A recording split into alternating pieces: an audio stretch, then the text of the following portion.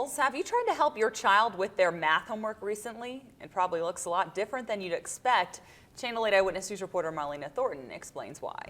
Vanessa, to some parents, it seems the math their kids are doing is different from what they remember. Today, educators shared insight to hopefully change that perception at the district's Learning Lunch.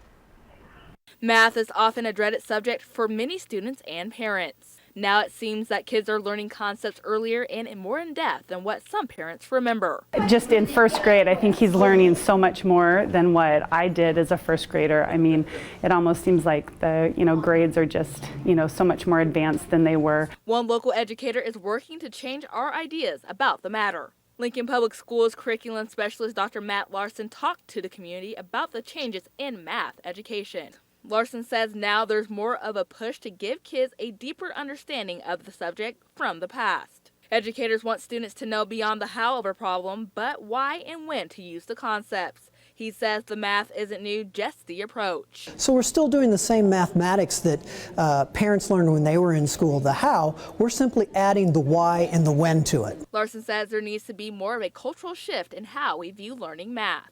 He says we need to encourage our kids to persevere and practice the skills, and it's something that can be learned. This year's kindergartners will graduate in 2028, and 65% of those kids will work jobs that don't currently exist. Larson says this education is important for preparing our next generation. That's why it's critical that we have a more deeper mathematics education so that students are prepared to use their mathematics and solve problems they've never seen before.